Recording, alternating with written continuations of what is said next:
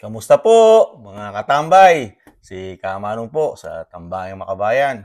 Happy holidays po mga katambay. Ito po, meron po tayong siyempre babatiin mga katambay. Magdiriwang po ng kanya pong kaarawan ang ating mahal at mabuting naging presidente ng ating bansa. Talagang tayo pong mga Pilipino, katulad ni Kamanong, na-appreciate po ang pagiging isang napakagaling at napakabuting presidente ni dating Presidente Rodrigo Roa Duterte. Kaya po taos-puso po si Kamanong na bumabati po sa dating Pangulo na si Pangulong Duterte ng kanyang ika-79 na kaarawan po. Ito pong darating na Huwebes ay siya po ay magdiriwang ng kanyang kaarawan. At ito po, meron po isang vlogger na nag-upload po na sinupresa po ang ating dating Pangulong Duterte sa kanyang kaarawan dahil daw po natapat po ng Huwebes Santo ang kanyang kaarawan. Kaya po ang mga restaurant siguro sa Davao ay sarado. Kaya pinagdiwang at sinupresa na mas maaga ang darating na kaarawan ng ating mahal na Pangulong Duterte. Ito po ang vlogger na si Bistak Philippines. Panoorin po natin mga katambay at siyempre masaya po tayo at magdiriwang ang ating mabuting Pangulo at naging mahusay na Pangulo ng bansa, si Rodrigo Roa Duterte. Ito po, pakinggan po natin mga katambay yung surprise po. Magandang gabi po sa inyo lahat. Sa totoo lang po, hindi talaga nagsiselebrate ng birthday si Tatay Digong kahit noon pa. Saksi ako dyan for the past 25 years. Pupunta yan sa mga squatters area dun sa Santa Ana Wharf. Ngayon, sinurpresa siya ng mga kaibigan. Maraming salamat po sa mga bumati. At gusto lang po magpasalamat ni Tatay Digong. Nagmaneho muna ako sandali. Hindi ako pwede magsalita dito. Baka mabunggo kami. Ako pa may kasalanan. Tatay Digong, salamat lang tayo sa mga nag-greet sa'yo. Mahal kong kaibigan, naisahan ako. Pati yung asawa ko kung sabo, anak ng...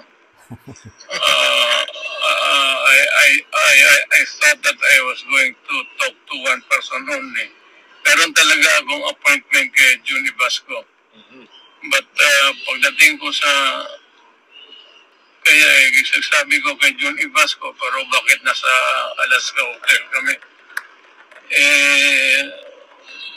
Small time lang muna ito si June. Ang karinderiya lang ito. So, nagdududa na ako, no? Kaya nga, sabi ko,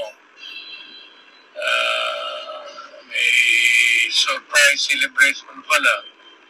At hindi pa naman kayo mayaya lahat.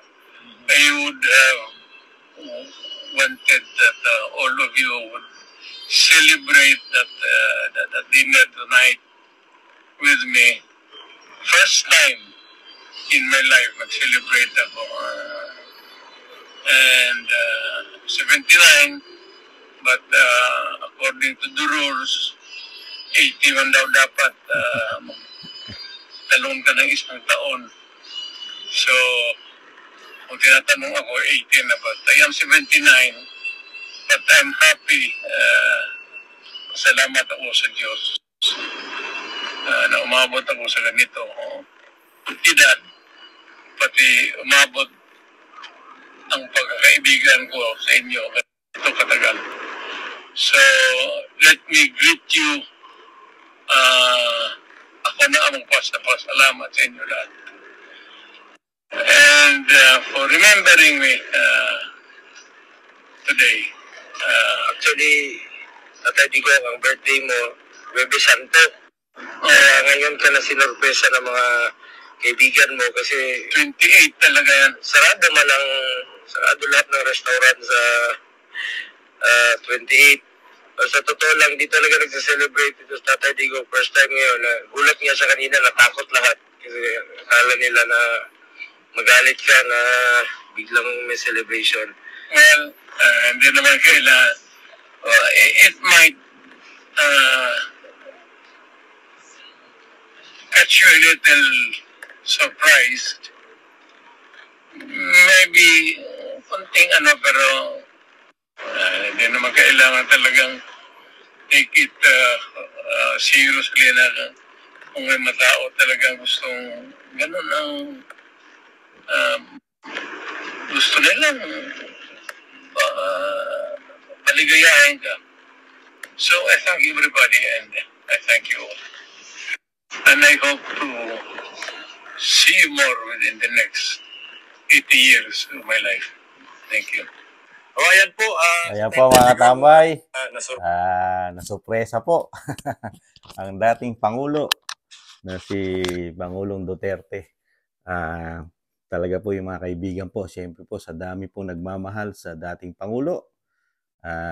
Siyempre alam naman natin na pagdating po sa kanyang nagawa sa ating bansa ay hindi matatawaran po yun. Hindi po nasayang ang 6 na taon na panunungkulan ni Pangulong Duterte sa ating bansa. Napakarami pong achievement talagang sa nagawa. Hindi man ito binobroadcast o pinag-uusapan ng malalaking media sa ating bansa. Pero tayong mga Pilipino, nakita po natin ang ating dalawang mata at naramdaman natin ang mga ginawa na pagbabago sa ating bansa.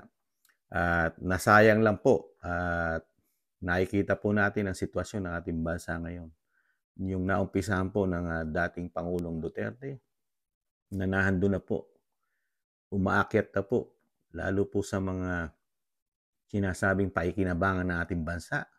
Di ba? Yung mga proyekto sana na talagang magbibigay ng malaking pag-unlad din sa ating bansa, lalo sa mga probinsya na napag-iwanan ng mga proyekto na sa mahabang panahon ay napabayaan ng mga nakaraang administrasyon. Sa administrasyon ni Pangulong Duterte, talagang nilagyan niya lahat ng proyekto, lahat, halos buong Pilipinas, mga katambay. Ito po, ibalik tanaw po natin ito, mga katambay. Yung mga nagawa po ng ating Pangulong Duterte sa kanyang panunungkulan sa ngayon po ay kanyang kaarawan, siyempre, idagdag na po natin ang kanyang mga nagawa dahil siya ay the best, so best president para kay Kamanong, mga katambay. At siyempre, maligayang kaarawan po, Mr. President. Sana humaba po ang inyong buhay pa at nang makapaglingkod pa kayo sa ating bansa. At sana po bigyan po kayo ng kalakasan. At syempre, kalusugan na rin po. Ito po, ibalik tanaw po natin ang mga nagawa ni Pangulong Duterte na hindi binabalita ng mga media. At instead na ipagmalaki o ipagpasalamat ng mga Pilipino at ng media ang mga nagawa ng dating Pangulong Duterte, ang binabato pa ng imbis na ipagpasalamat, kasiraan at talagang halos yurakan ang pagkatao ng mga Duterte hanggang sa ito ay tuluyan ng masira, di ba? Pero sa mga Pilipino katulad ni Kamanong, siyempre, marunong mag-appreciate ng mga nanunungkulan sa ating bayan na may mabuti at nakikita natin siyempre kung ano ang nagagawa ng politiko. Hindi puro media mileage lang, media photo ops, you know? Karamihan sa mga politiko natin, di ba? Halos puro nasa media lang, interview. Pero yung kanilang nagagawa, yun ang kulang, di ba? Hindi katulad ng dating Pangulong Duterte, napakaraming nagagawa, di ba? Ito po, isa-isahin po natin ang nagawa po ng dating Pangulo, katulad po ito. Ito po, nasa record po ito ng kanyang achievement. Ito po yung mga naipatayo sa ilalim ng sinasabi natin na build, di ba, ni Pangulong Duterte. Ito po sa may Bulacan, yung Plaridel, Bulacan, di ba? Yung Sariaya, Quezon, Batangas City, Sorsogon City, Coastal Road, Northern Samar, mga katambay, Davao City, Coastal Road. Ito po, mga natapos na po ito. At ito po yung mga iba pa na by numbers, mga katambay, nakapagpatayo po ng airport ang administrasyon ni Pangulong Duterte, mga katambay, ng 212 airport.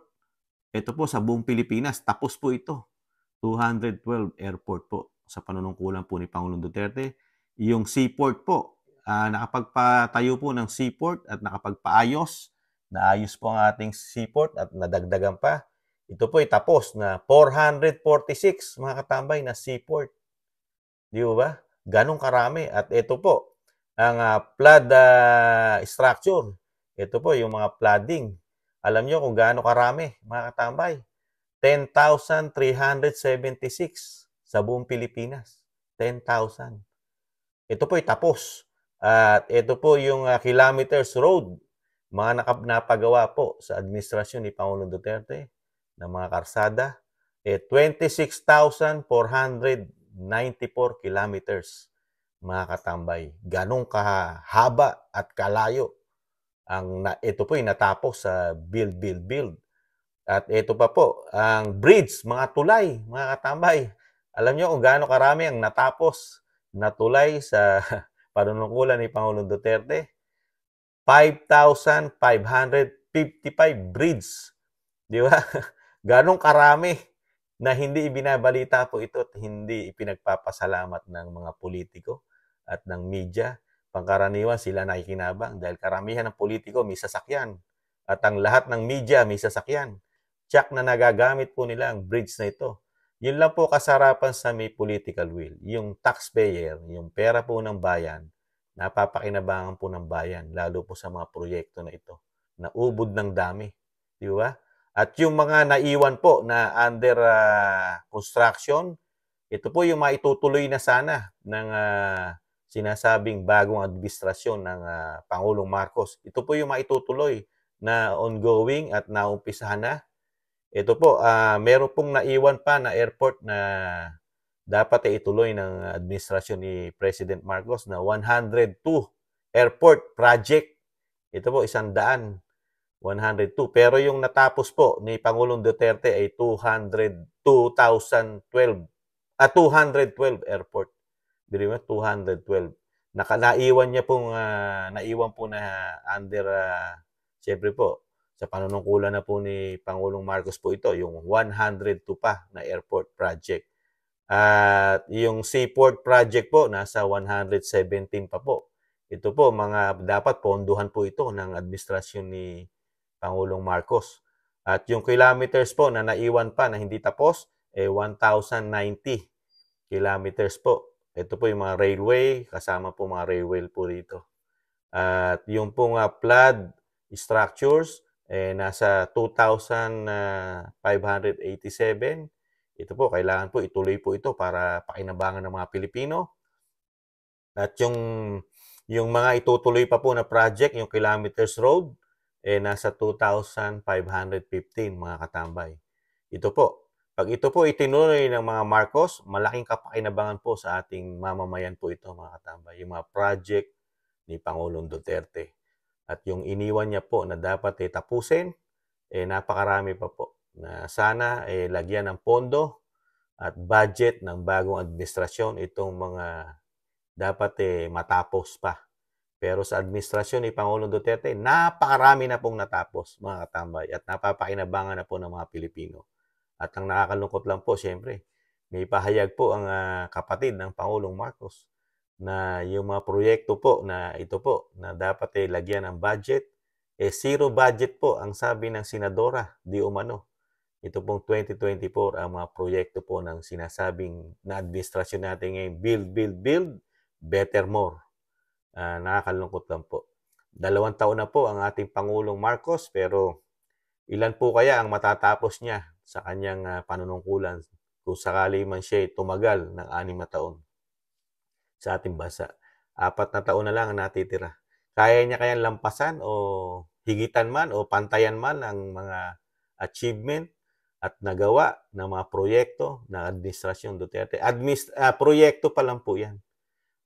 Wala pa po yung ibang nagawa na achievement ng Pangulong Duterte, lalo yung sinasabi natin, seguridad ng ating bansa, di ba? At yung sinasabing katahimikan ng yung bawat barangay, bawat city, bawat probinsya, lalo yung nabawasan ng malaking problema lalo sa droga ang ating bansa, sa krimen. Pero sa ngayon po nagbabalikan na naman. at yung achievement niya po na paghawak na pinakamalaking sakuna o sinasaming pandemya na sa ating henerasyon, buong mundo, si Pangulong Duterte, nai-handle niya lahat ng napakagaling ang pandemya sa ating bansa. At talagang hindi nagkamatay tayong mga Pilipino sa kanyang panunungkulan dahil talagang ginawa niya ng paraan, di ba? Pero sa kabila nun, napakarami po na naninira sa dating Pangulo kung ano-ano po ang kanilang sinasabi. Dahil siyempre po, sabi nila di umano, lagana po ang pera ngayon para bayaran di umano halos lahat sa social media at sa mga iba pang media na nagkakabayaran daw po para lang pabagsakin at siraan ng mga Duterte. Nakakalungkot lang po. Pero tayo, nakikita natin yung achievement at nagawa ng dating Pangulong Duterte. Ngayon po, nagdiriwang siya ng kanyang karawan at paninira pa rin ang gagawin dyan, mga katamay. Pero kay Kamanong, very proud si Kamanong na sana po, Pangulong Duterte, humaba pa po ang inyong buhay at kailangan pa kayo ng ating bansa. Yan lang po, mga katambay. Sinamahan ko po ng mga achievement ni Pangulong Duterte ang kanyang karawan. Siyempre, binabati po ni Kamanong ng happy birthday at more birthdays to come, Mr. President. At mabuhay po kayo. Yun lang po, mga katambay, ang ating pagbati at siyempre pagmamalaki sa the best president ng ating henerasyon, si dating Pangulong Pangulong Rodrigo Roa Duterte. Mga katambay, siyempre po, sa muli po, ingatan po tayo palagi at siyempre, nag-iwan po na mahalin pa rin natin ating bansa, hindi po sa giyera, hindi kailangang giyera, di ba? At makakabangon pa tayong muli at meron pang isang Duterte na darating sa ating panahon. Yun lang po, ingatan nawa, muli po si Kamanong nag-iwan po na paalam, bye-bye.